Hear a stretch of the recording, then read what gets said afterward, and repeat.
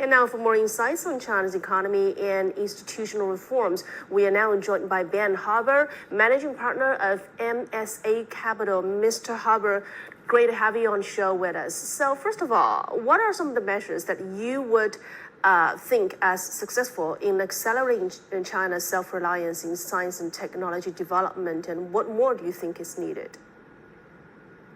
It starts at a fundamental education level, enabling schools across the country to do primary research, then of course bringing home talent from abroad that is educated in the world's best universities. After that, really what's critical is funding. So, the United States was able to accelerate through, decades of core technology development, accessing government-based funding from the likes of In-Q-Tel and DARPA. China has to do the same and provide that kind of core technology funding in a period of time when it's just challenging for financially motivated investors to invest in these types of highly technically sensitive and risky endeavors. So it begins there, and then it goes on to further state support and subsidies underlying these sectors to ensure that they find robust sources of capital, regulatory support, and of course customers down the road.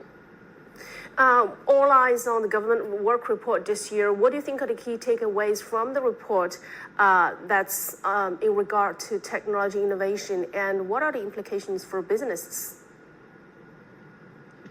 It's obviously, 2022 was a challenging year for the country. Now the country faces challenges on all fronts, not just recovering the economy, but also, of course, geopolitical challenges and increased financial and regulatory incursions from the United States.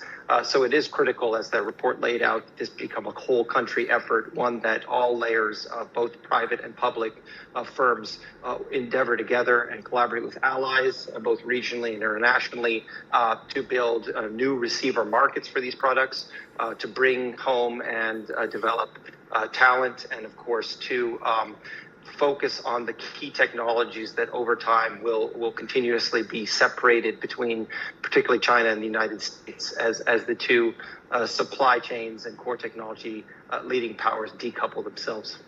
How do you think can capital and financial tools better assist tech innovation and also green development?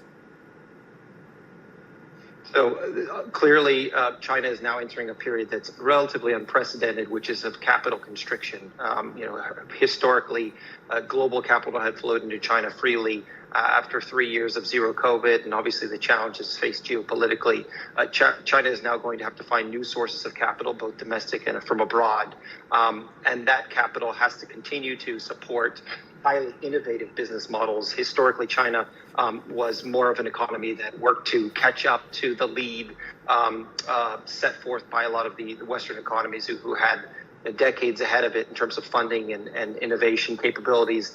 Today, China has to now rightfully take its place as an innovation leader. That requires that government and the private sector work in lockstep, that the government allow the private sector to grow freely and to innovate, and that China start for the first time in its history to, in particularly in sectors in the life sciences space and the core technology space, to build first-in-class and highly innovative solutions, the likes of which it had not historically created. And we know that China is also putting increasing amount of efforts to develop its digital economy. So the State Council has unveiled plans to set up a national data bureau to better coordinate with resource sharing. What is your take on China's efforts on its digital economy? It makes sense. Obviously, one of the strengths of China has been that it has one of the world's largest homogeneous data sets. So that enabled China to move, in many instances, ahead of the United States when it came to efforts in the artificial intelligence space, because you had so many data points to train those algorithms. So the more concentrated those data sets, the more clean they are, the more accessible they are, the easier it will be for these future innovators that I mentioned in the core technology space to access that data and build highly innovative businesses and algorithms that are hugely sticky, as we already are seeing emerging with the likes of ByteDance. Great stuff. Thank you very much. That's our guest, Mr. Ben Harburg, Managing Partner of MSA Capital for us.